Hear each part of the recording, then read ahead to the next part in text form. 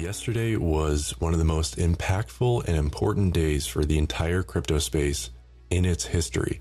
As we saw, most of the price action took place early Monday morning as the Chinese yuan dropped sharply against the US dollar, trading at 7 yuan per dollar for the first time since 2008. This is because the yuan was devalued, and the PBOC cited trade protectionism for its yuan devaluation, which is an explicit response to the new Trump tariffs.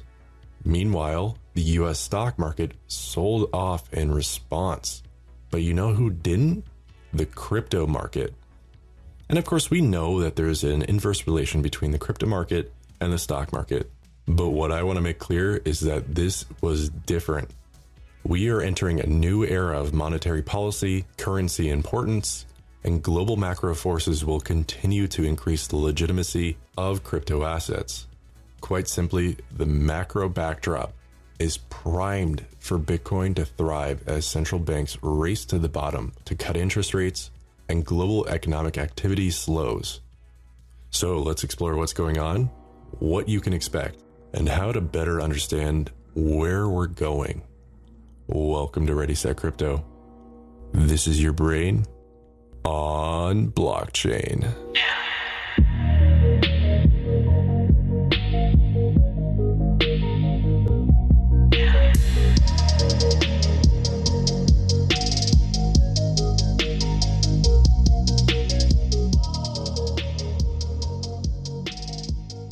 So I want to make it very clear to you that the harsh reality is that the next 10 years are going to be very different than the last 10. For the last 10 years, we've seen unconventional monetary policy light a fire under risk assets, and that's kept rates artificially low.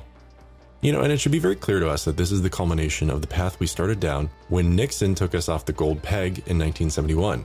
Fiat, for those who don't know, is Latin for let it be. And that's exactly what it is.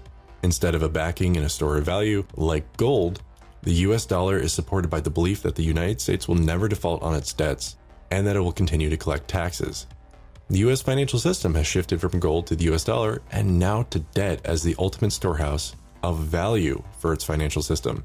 Put another way, the backstop for the US financial system has shifted from a hard asset that has stored wealth for 5,000 years to paper money, which has always failed, and finally to a loan made to the same government that had forced Americans under penalty of law in 1933 to give up their gold in the first place. So moving beyond that to where we are today, according to modern monetary theory, or MMT, there are two primary risks. The first is the risk of loss of capital, meaning you lose your money because the value of the asset falls, see Venezuela. And secondly, the risk of loss of purchasing power via inflation, meaning that an investment fails to provide a return that exceeds the rate of inflation and so loses purchasing power. You can see this today by keeping your cash in a bank, which often pays a pittance for that privilege.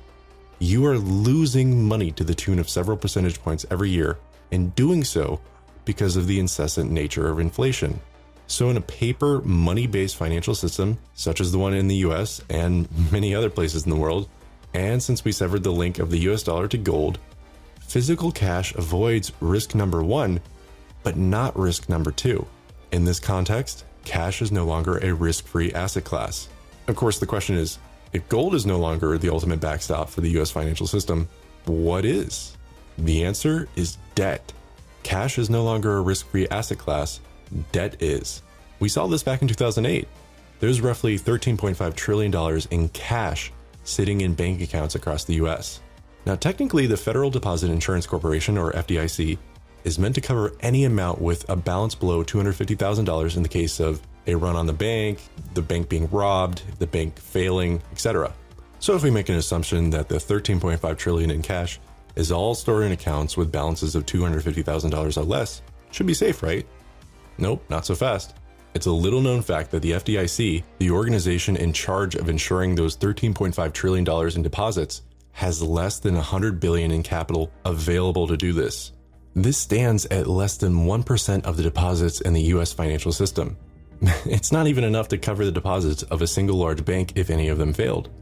JP Morgan alone has over $1.3 trillion in deposits. And we definitely saw that to be the case in 2008. And by all means, we're looking at something far scarier, or at least far more uncertain ahead of us.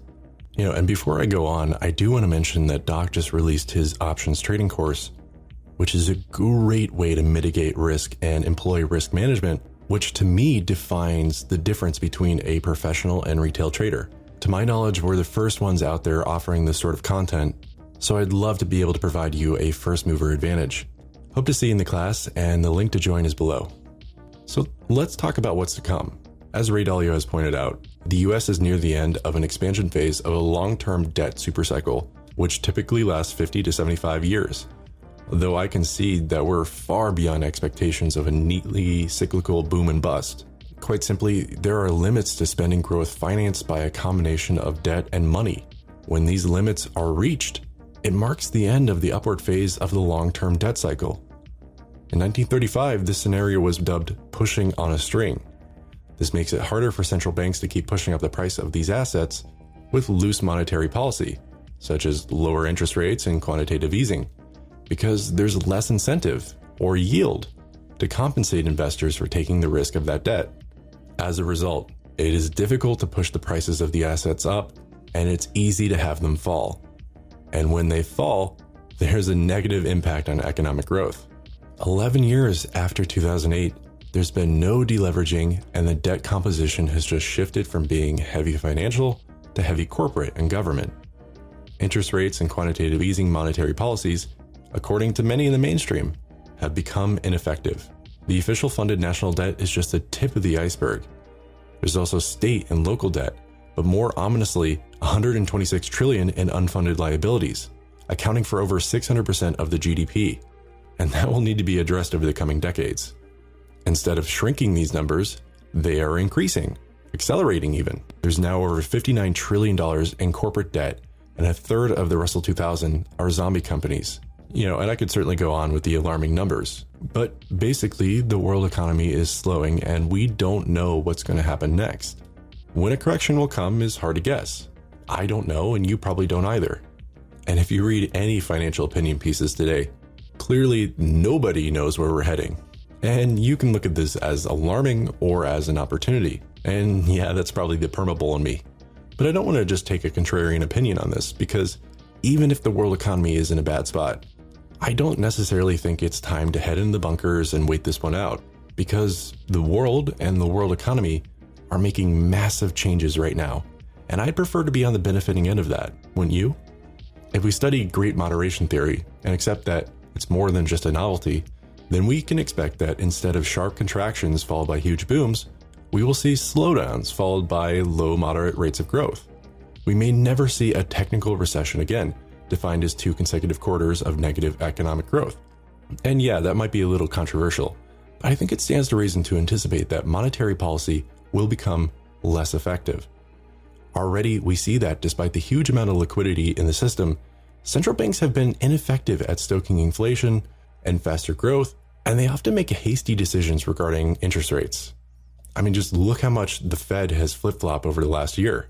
Regardless, structural changes, exponential technology, zero marginal cost energy, fourth industrial revolution stuff, that will create value, and I don't think that's captured by traditional measures of economic growth, such as the outdated and ineffective measure of the GDP.